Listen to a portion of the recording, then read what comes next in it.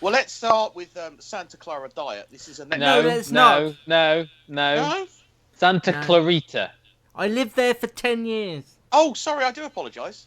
This is a Netflix comedy original, but there's no laughter track, so it's not like a laugh out loud comedy.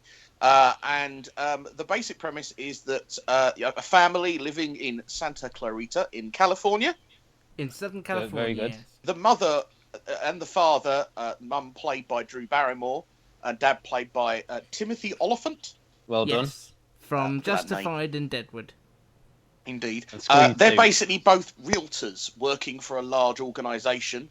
And upon trying to sell this difficult-to-sell house, they are confronted by the fact that Drew Barrymore starts to feel very, very unwell. And basically... That's a nice way of putting it. Basically, Exorcist pukes her guts out, I think is the only way you can describe it without getting any more graphic. Basically, it's throughout the episode, including some hilarious little bits with the next door neighbour's teenage son, who appears to be a medical doctor in training. It works out the fact that basically she is a living zombie. They don't tend to use the Z word that much, but they start by her not really having an appetite and not really wanting to eat, and then slowly she starts to want kind of human thing or flesh. How far did you get on this, Gary? I watched the whole of the first episode.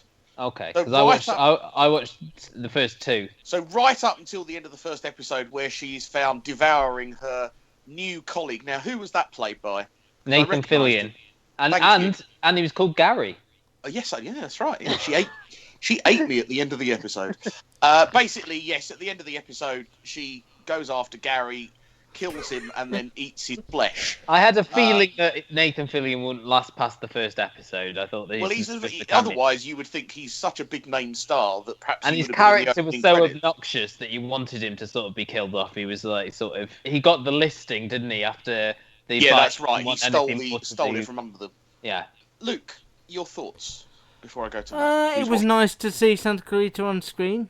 I didn't find this funny. It wasn't the subject matter. It was just I didn't find it funny. I'd never liked Drew Barrymore, but I was willing to give her the benefit of the doubt. The best thing about it for me, the best character in there and the most Yeah, well observed I think I know was what you could say. the young daughter who The daughter, Abby. Abby, who kind of looked upon it in the same way I did and didn't get too involved. I just thought the whole thing was silly, but not in a comedic sense, but silly as in I can't believe Netflix made that. It didn't do anything for me at all. In fact, after she was so exorcisty ill in the model house or the show house or whatever you want to call it, I nearly turned it off because it just wasn't floating my boat. I hated all the bits with the neighbours. Did you finish the episode? I did, yeah, but it was through sheer determination to have a comment And the fact that it to was only say. 25 minutes. And the fact I that it was only suppose. 25 minutes. I It wasn't for me. That's No. the beginning. I've got a and end bit of a different attitude to it. Just I thought, I'll give the second episode a go because Act 1 was the setup episode and it ended with the death and stuff. I agree with some of what Luke said. I do really like the daughter. I think the performance by Liv Hewson was very good. There's a great scene in the second episode where her and the geeky next door neighbour go to a comic book store and she sees a comic called Zombie Mum and it makes her quite upset. I agree with you as well about Drew Barrymore. I think she's a bit over the top in this. I did really like Timothy Oliphant. I thought he was a great sort of straight man to her. He is sort of zaniness. good, but I felt he was underused. But the one thing I will say, and Luke sort of mentioned this, with a lot of Netflix shows, we said this before, is that they don't seem as disciplined with things. And there was a bit in 2 where they're disagreeing about her because she's got then a taste for human flesh and she won't eat any other meat. That just goes on. And I think if they cut 5 minutes out of each episode, I agree with Luke about the amount of vomit and then the amount of gore towards the end as well.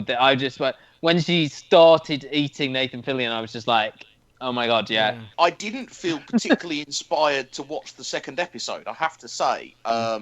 I'm not going to watch any more. I would agree with Luke. After 2, I'm done. I think I kind of saw the premise and the idea of what they were trying to do, and there was a bit of a shock factor that they were going for. With the gore and the vomit. They were going for that kind of ooh, how silly. Apart from Timothy Oliphant, character, I didn't really feel empathetic at all. Yeah. As well, what you said about the neighbours. I mean, the suspicious cop neighbour reminded me of Joe from Family Guy. It's so poorly drawn. They were very caricaturish, weren't they? You know, the kind of the cop, and then But he's the one then that's going to be suspicious of their every move while they're trying to sort of. He's the stun beeman of the piece. There was a tiny little bit of a flashback of Weeds in my head.